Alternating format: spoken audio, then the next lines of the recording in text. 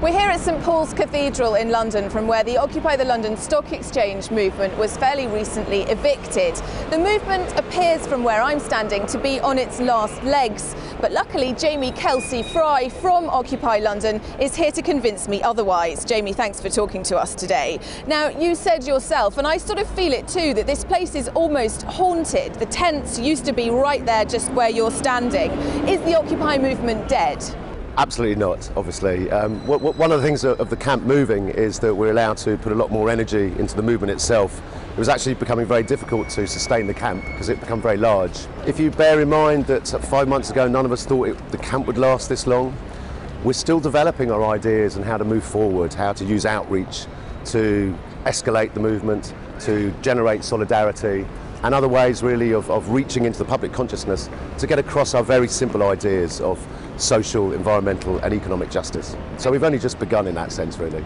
It's no coincidence that we are here in one of the financial hearts of London. The London Stock Exchange is not very far away from here at all.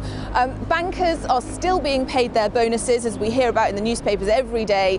The 1% appears very much to be still in charge. Have you had any impact at all? Absolutely. I think that there's been some measures by the government, because we had such an influence on the public view of the financial system, that there has been, a leading banker who's had to turn down his bonus, and Sir Fred was made to turn back his knighthood, etc. But I think that these are just palliative measures. I think they show that the government realise that there's a lot of public support for the issues that we're raising awareness about. And so they've taken some measures to make it look as if they're doing something. But you're absolutely right. In terms of the 1% remaining the 1%, that's completely untouched. Also, if you bear in mind the fact that last year, of the 100 top FTSE, the average pay rise was 49%. Everything is business as usual, you're absolutely right. But what's different is people are now aware about this. People are now entering this dialogue, and they're beginning to challenge the assumptions that haven't been challenged for a very, very long period of time, which is that can we continue with such an unsustainable, undemocratic, unjust economic system? So far, Occupy looks kind of like a sort of open-air party for people who have something to lose. What are people in the movement willing to sacrifice in order to achieve their goals? It's a very interesting question. Actually, people are sacrificing their jobs, their relationships, not by intention. Many people have lost their homes. I've never been in a movement where people are that dedicated. The general portrayal of us as being people who are, jobless, on the dole, losers, is absolutely the opposite to the reality. The reality is that a whole span of people from across the general public have been motivated to dedicate themselves 100% to this movement. Now, this means that a very small proportion of us are actually experienced activists, and by far the highest amount of us are people who are just from ordinary walks of life, who've gone that I want to make a stand. We have to do something about this unsustainable system, and this is the movement for us to do that in. It's 5 months now since you came to this area. Let's talk a bit about your goals. A lot of people seem to have a very limited understanding of what you're actually trying to achieve here. Just take me through it. Okay, when we took this space on October the 15th, over a period of 48 hours, around about 3,500 people took part in generating what was called our initial statement. So really within 48 hours we made it very clear why we were here. So let's go through some of the more obvious ones. We are questioning what we see as an unsustainable economic system, an undemocratic economic system, a political system that seems to be working with profits before people. It's intertwined with the corporations. We also question the idea of regulatory bodies being managed by the people they're meant to be regulating. We also question the idea that perpetual war for resources is something that's going to destroy the planet. So we made it very clear, we nailed our ideas to the wall, within 48 hours. An economic system based on infinite growth, but which relies on finite resources, is frankly absolutely embarrassing. Let's broaden it out a bit and talk a little bit about the global economic situation, if you like, through the prism of your movement. The European project is constantly in the papers, and it looks like it's on its last legs. How do you see it playing out? Well, what we see it as, when I say we, I mean I'm speaking I as a member of Occupy, but it's very clear from the movement from the beginning that the economic system is on its last legs, the global economic system is on its last legs. About 9 months ago now we had a leading trader on BBC News Live who said very clearly that governments don't rule the world, Goldman Sachs does. So it's very clear to us that What's happening in Europe, what's happening in Greece, is just a symptom of this disease, and this disease is going to continue to get worse unless we actually, as people, as a grassroots movement, actually take control ourselves of this economic system that's been run by very few people, and it's just run completely out of control.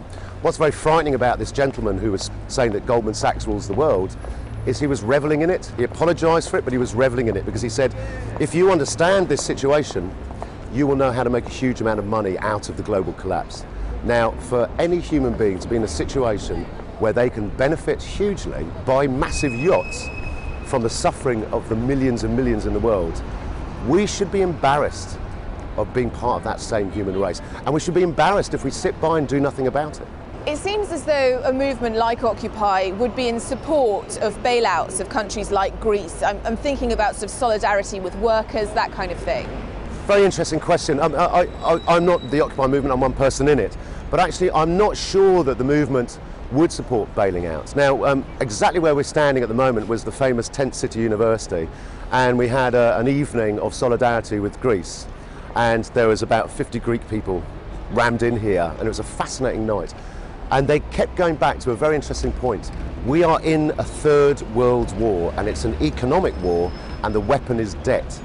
And that was a fascinating thing to say, a very revolutionary phrase. Now, I think the movement is moving more towards a revolutionary solution to the situation we're in, rather than a reformist.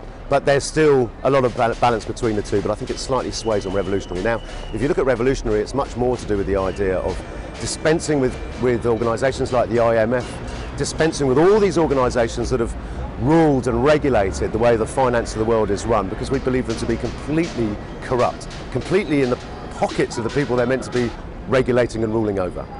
And the same with governments. They're completely intertwined with all these financial decisions. They have an ear for corporations, they have an ear for global financial institutions, much, much more than they have an ear for the people of the country they're meant to be looking after and supporting. So in the situation of what's happening in Greece and them coming out with this statement, the Third World War is here, and it's an economic war, and their weapon is debt, that really rang a bell with a lot of people. If you look at Iceland, now there's something that's quite inspiring, in the sense that they absolutely ignored what they've been told to do. They didn't go for being bailed out in any way. In fact, at the moment, they're crowdsourcing their constitution themselves. They dispense with all the leaders they believed to be corrupt and were banging their saucepans, just like in Argentina, until they had a leader they believed in. And they're going much further. They're actually now chasing and wanting to bring to court those bankers who brought their country into debt in the first place. So they've taken control themselves, and they're doing very, very well indeed. Can that sort of crowdsourcing really work on a national and international scale, though? Yes. Now, in terms of a national scale with Iceland, they're simply crowdsourcing their constitution themselves, and it is managing well. Digital technology has absolutely revolutionised this species, and it's certainly revolutionised the way that we move towards radical change and activism. And it's only just started. So the fact is that, yeah, I can see in the future, within our lifetimes, a situation whereby there's a form of global referendum that's due to digital technology. If we have that, I think very quickly the leaders and the people who run the financial institutions and the corporations will be put to shame. Because when they hear the voice of literally the 99% of the planet, was the 99.9% really, then they will be put to shame. They'll be put into the shade, and ideally they'll go. Governments in various countries are obviously opposed to you occupying places, and you were evicted from here on a court order. The US has reportedly rolled out what it's calling a microwave weapon to disperse crowds. Are you making plans for dealing with those kinds of technologies? This country has, apparently last year, they bought a large water cannon to dispense with demonstrators or activists, and I think that's kind of a scare story. I know it's true that the military in the States may have bought this weapon that can use sound waves to kind of disempower people who may be in the streets, but I think that's a symptom of something far worse that's coming. Occupy is the canary in the mine as far as we can see, but eventually the rest of this world will realise that they've been robbed and that they are being put into subjugation by completely unjust, undemocratic, unsustainable financial systems. And they will all as one become furious eventually. So I think those kind of weapons may well be something to take much more seriously in, say, 6 months' time or 8 months' time. In this country, the austerity measures haven't really hit as hard as they're going to. So already it's easy for people to just stay within their own little bubble, if you don't mind the word, But when the austerity measures cut into their actual lives, comes right into their doorstep and in through their front door and cuts them away from the life that they're used to, then I think that there'll be an enormous growth in people who are trying to find this kind of economic justice that Occupy represent. And briefly, Jamie, what's the future for Occupy? It's very, very bright indeed. The future of the Occupy movement is escalation and solidarity. In other words, that we will continue to generate more creative ways of bringing across our message, using direct action and using ways of using the media, but also we will create more and more solidarity. That is, more and more people will come and join us when they realise that we are all singing from the same hymn sheet here.